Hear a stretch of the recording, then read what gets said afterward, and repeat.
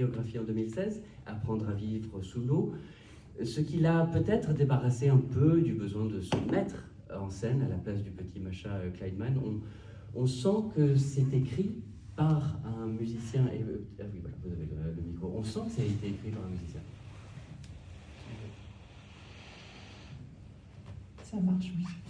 Oui, effectivement, c'est un livre écrit par un musicien, et pour les musiciennes et musiciens que nous sommes, c'était très appréciable d'avoir quelqu'un qui parle de la musique avec des vrais questionnements de musiciens, comme par exemple, j'ai bien aimé le passage sur doit-on séparer technique et émotion, et musicalité, qui est une vraie question, et c'est assez rare qu'elle soit abordée dans un roman. Donc, et puis toutes les descriptions de la musique sont des vraies descriptions on va dire dans le vif du sujet, et non pas des choses éthérées qui parleraient d'une musique fantasmée.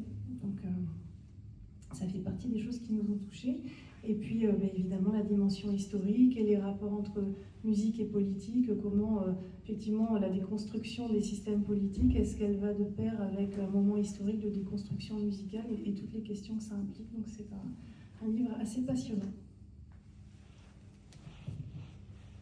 Merci, c'est remarquable, c'est difficile de parler derrière.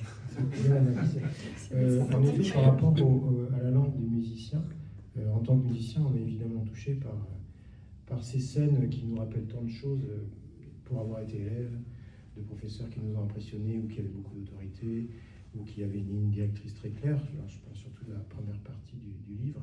Et puis ensuite, ce rapport qui peut être particulier chez les musiciens avec les parents et l'influence des parents sur les choix qu'on peut faire dans sa vie de musicien, les influences aussi des convictions politiques ou des convictions sociales.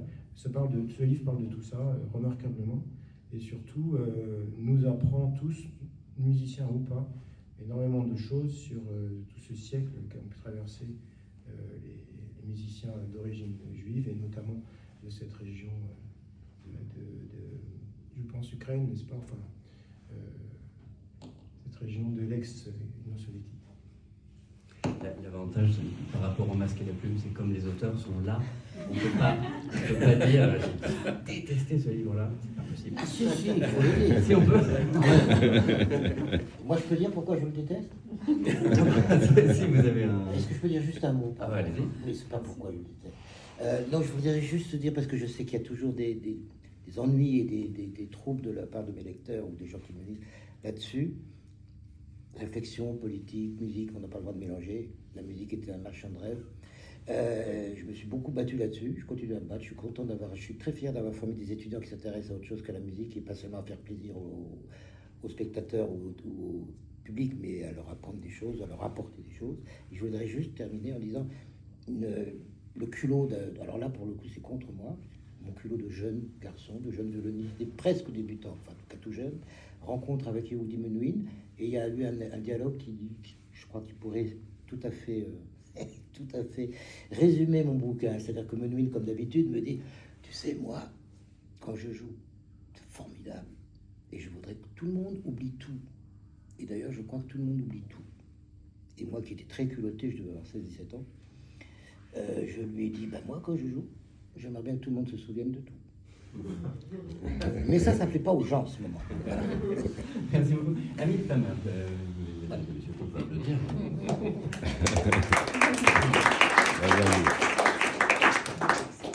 Suite